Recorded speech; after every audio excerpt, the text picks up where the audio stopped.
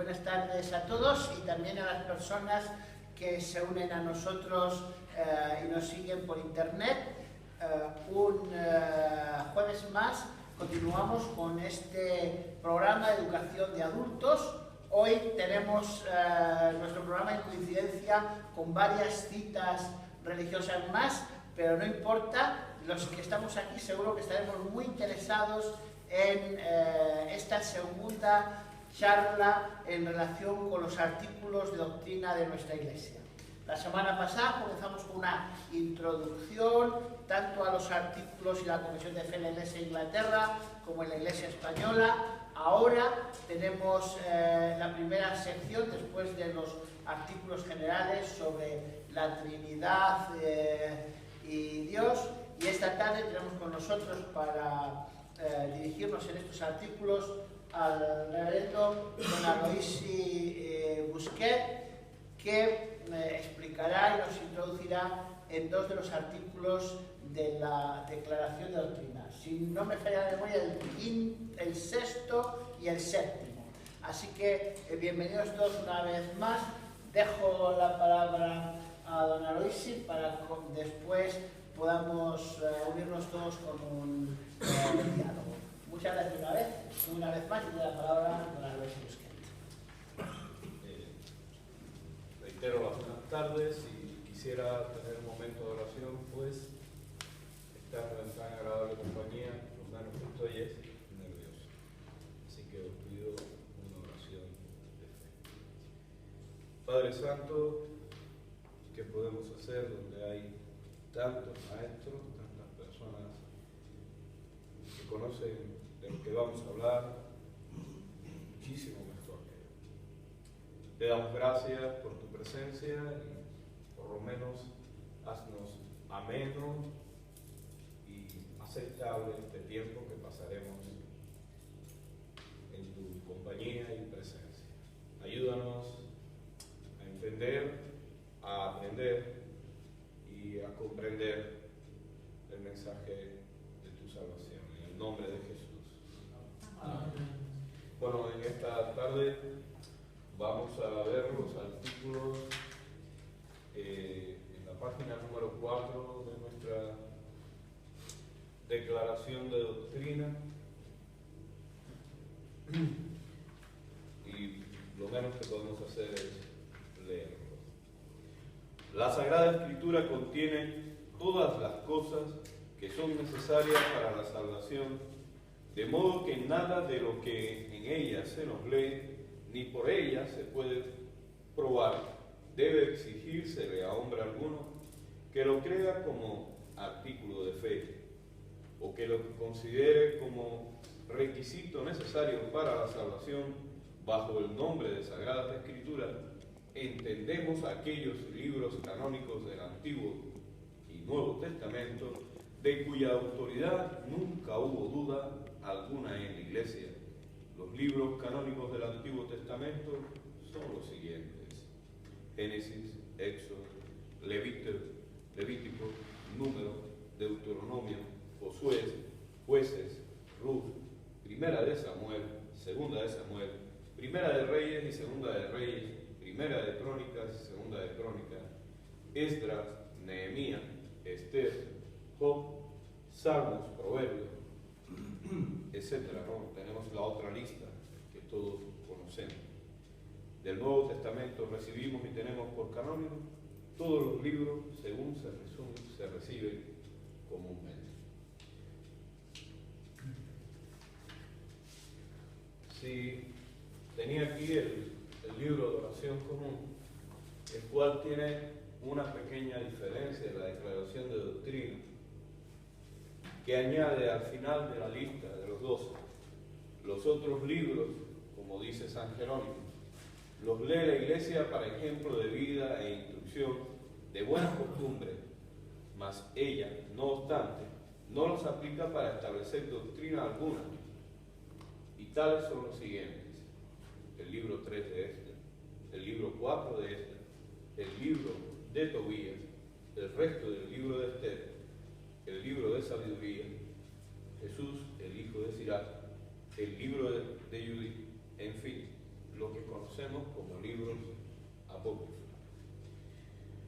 Recibimos y contamos con los canónicos y contamos por canónicos todos los libros del Nuevo Testamento según han sido recibidos.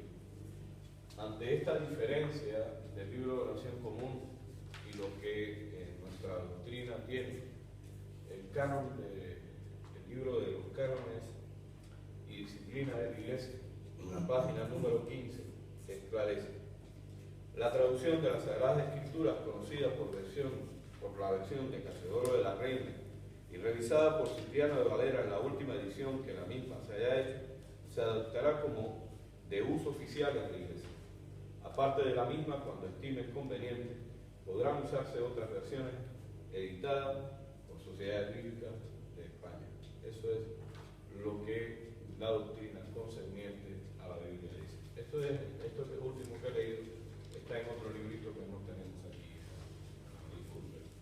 Es las bases y cánones de la Iglesia en cuanto a la doctrina. Es interesante que hoy, evidentemente, este artículo de la Declaración de Doctrina nos habla con bastante vehemencia. Y lo primero que dice es que las Sagradas Escrituras contienen todas las cosas que son necesarias para la salvación, de modo que nada de lo que en ella no se lee ni por ella se puede probar debe exigirse a hombre alguno que lo crea como artículo de fe. Hoy, en nuestro tiempo, difícilmente, debido a que hemos pasado ya el tiempo de la racionalidad, o sea, la teología de la razón nos permite a nosotros estudiar y la mayoría de las personas saben leer, escribir y tienen la capacidad de por sí mismos llegar a la Biblia. Digo la mayoría porque hay personas que no pueden leer en la actualidad todavía. He encontrado algunos casos de personas que no saben leer y escribir. Pero en el siglo XIX seguro que el porcentaje de analfabetos era mayor que ahora. Como consecuencia de eso, el pueblo llano se le exigía y se le contaba cosas que no están en la Biblia, ¿verdad? ¿Y cuáles debían ser las cosas? Con este primer punto, yo creo que debemos llegar a la conclusión de que la norma de fe y conducta de una persona es la palabra de Dios. Ahora, ¿cómo podemos saber si la palabra de Dios ha llegado a nosotros correctamente? ¿Cómo podemos saber si la palabra de Dios en ella está todo lo que necesitamos en realidad para la salvación? ¿En qué tiempo se escribió la palabra de Dios? Graciela, ¿cuánto hace que se escribió la Biblia? Aproximadamente. 2000 años. 2000 años.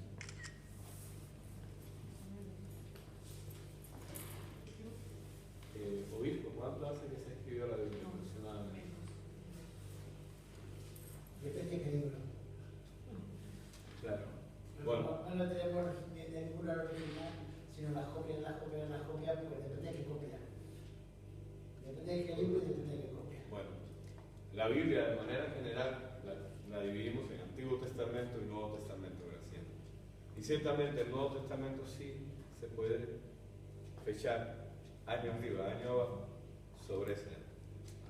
O sea, unos 1400 años, 1500 años.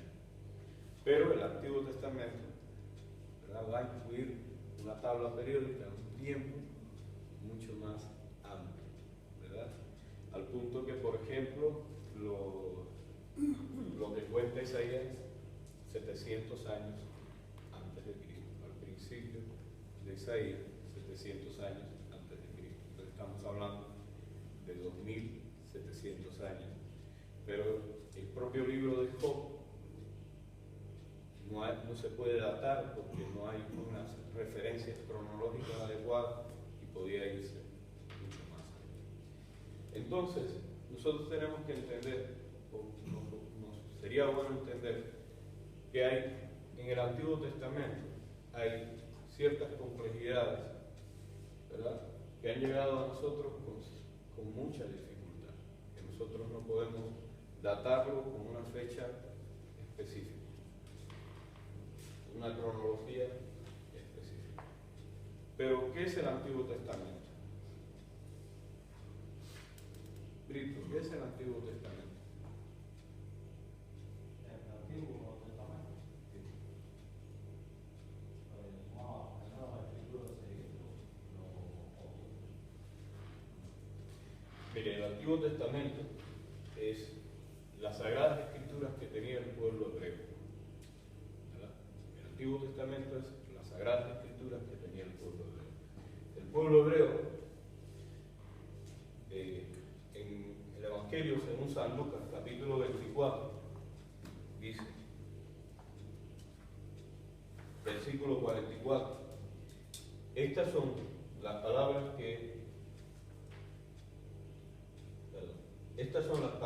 que os hablé, estando aún con vosotros, que era necesario que se cumpliera todo lo que está escrito de mí en la ley de Moisés, en los profetas y en los salmos. Esto es lo que va a encontrar en el tiempo de Jesús y posiblemente la forma en que se clasificaba el Antiguo Testamento. Los judíos en la actualidad lo llaman la Tanakh, de un acrónimo, Torah, Ketuvim, Tanakh, perdón, Nevi'im y Ketuvim. En los escritos de doctrina y controversia que el obispo más facilitado dice, en vez de Ketuvim, con CH, Shetuvim. Esos son la Torá, la ley, son también conocidos como Pentateuco, que son los primeros 5 libros. En ellos están las normas, el Génesis, las normas, otra vez más normas, ¿verdad?, y el comportamiento. Y la fecha de composición, según la tradición, es aproximadamente en el 900 a.C.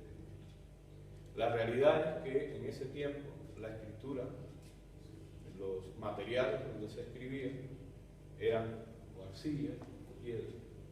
Y para componer un libro tan amplio necesitaríamos todo un equipo de camiones para cargar esas piedras o esos materiales de escritura, ¿verdad?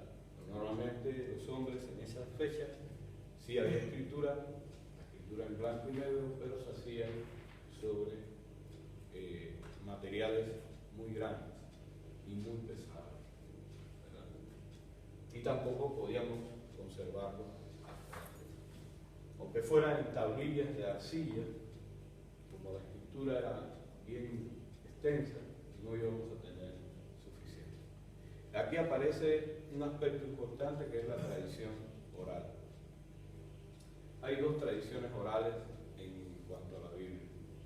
Una, la que los romanos hoy manifiestan, que está relacionado con historias que no están escritas en la Biblia y que sucedieron alrededor de la figura de Cristo, de las cuales yo no tengo mucha vocación hacia eso, yo no creo mucho en eso. Pero hay una tradición oral que sí mantuvieron los hebreos, los cuales hacían fragmentos bien claros de la Biblia que conservaban. Por ejemplo, el Shema. El Shema es una fórmula muy arcaica que dice Shema Israel Elohim, o sea, escucha Israel, tu Dios uno es. Es una forma muy arcaica de escritura, es muy antiguo y probablemente ese fragmento se ha conservado de generación en generación hasta que llegó el tiempo del exilio en Babilonia, donde sí ya tenían que poner por escrito, había tiempo y había materiales y técnicas de escritura más aceptadas, y entonces las personas recopilaron en Babilonia, en ese tiempo del exilio, en la ausencia del templo, en la ausencia del pueblo, empezaron a escribir lo que hoy conocemos como Antiguo Testamento. Posteriormente, pasado el tiempo, en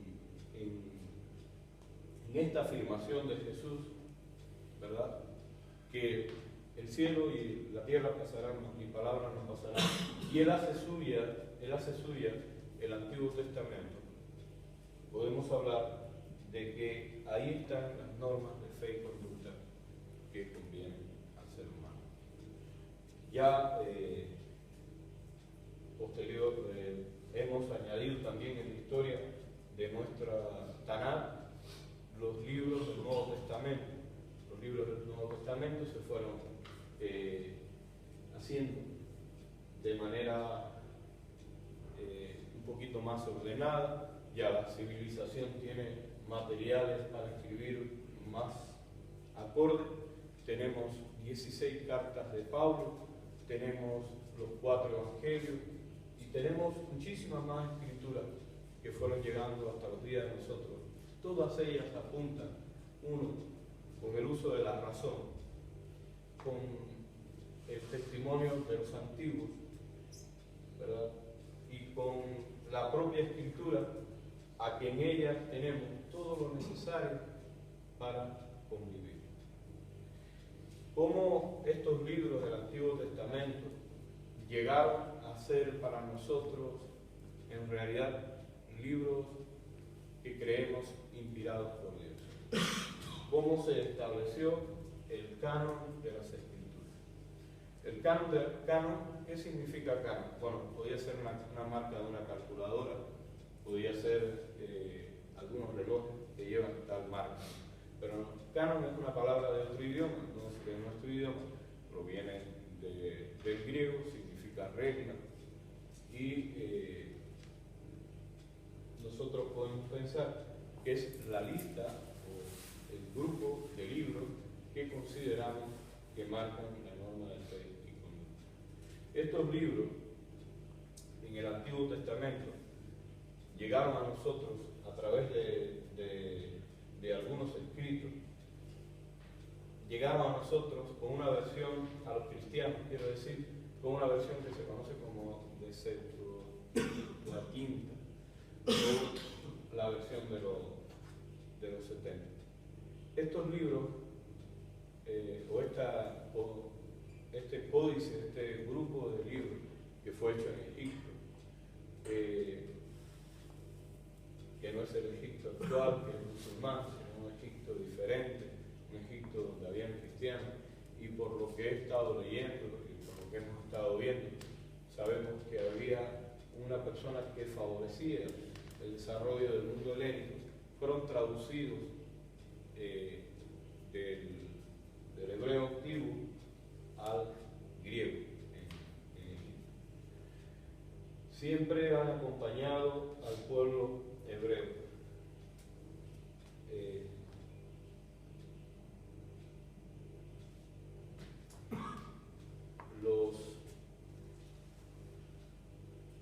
El canon del Antiguo Testamento nunca ha tenido mucha más discusión, ¿verdad?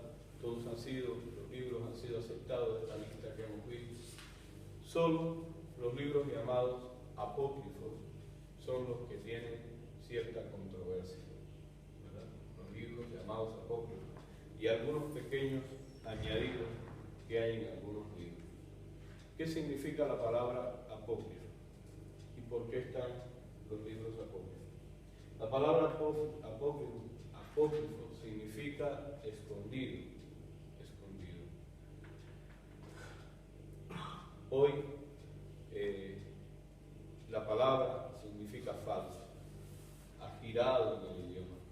La palabra en un principio significaba escondido, pero hoy ha llegado a ser falso. Es curioso porque probablemente estos libros que llamamos apócrifos eran reservados para las personas que llevaban tiempo en la fe y que conocían.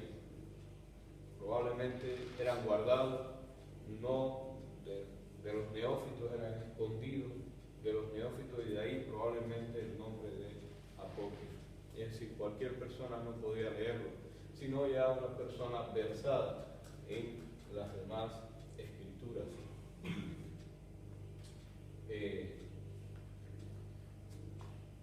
Pero hoy, algunos cristianos, yo tengo aquí algunas Biblias que he ido agenciando. Estas son la Nácar Colunga, esta es la Biblia de Jerusalén, y esta es una versión moderna de un solo traductor. Y estas Biblias serían del ámbito de la Iglesia romana, católica romana. Y aquí tengo una Biblia que me regaló mi obispo, una Biblia que me traje de Cuba, que tenía mucho tiempo conmigo. Yo llevo 17 años en España. Y estas Biblias que tenemos aquí son conocidas, esta es conocida como Reina Valera, y esta es un mensaje de Dios para ti. Y no es una Reina Valera, es una versión moderna.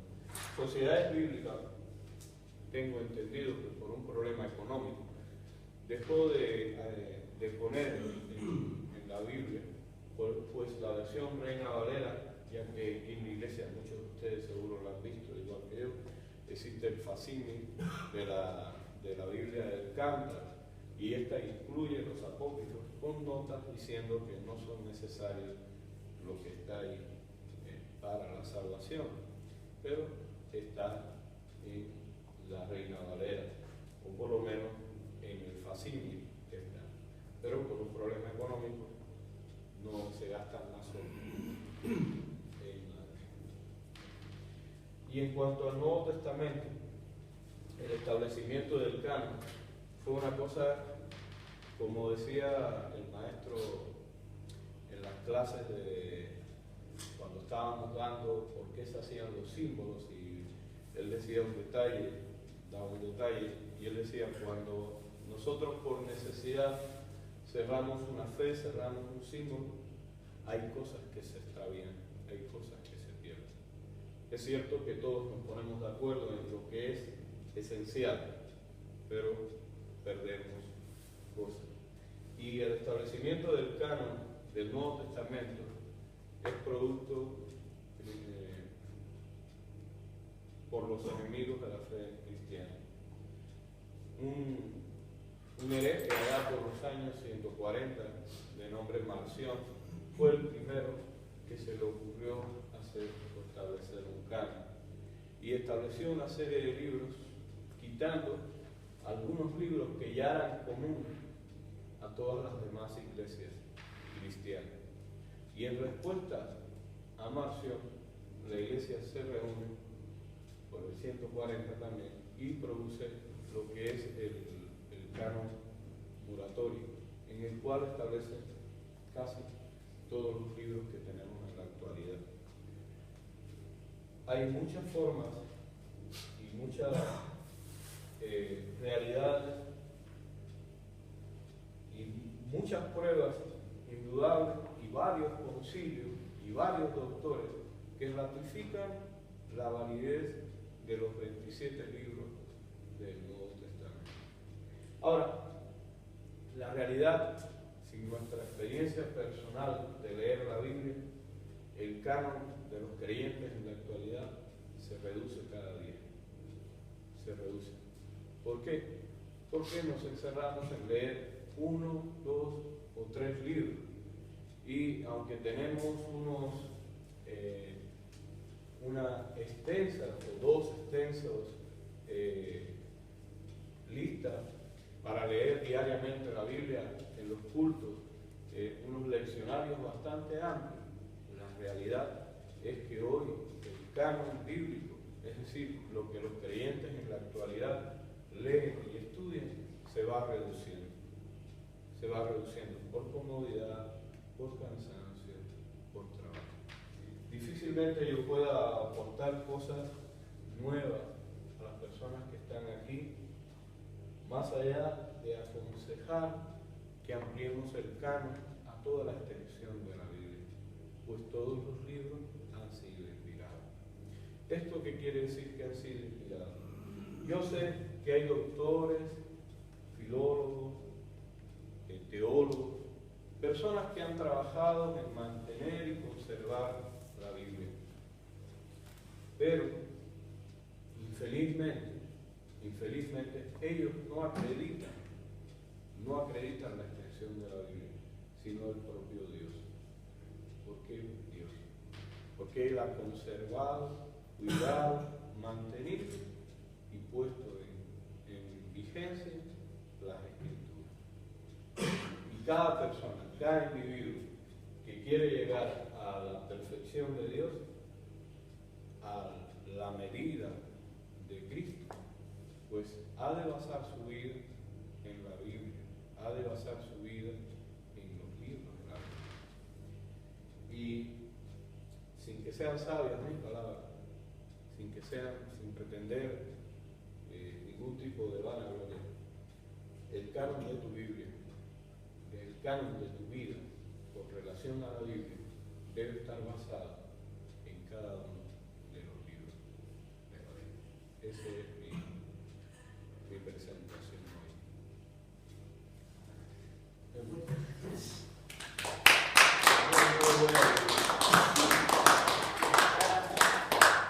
Cada semana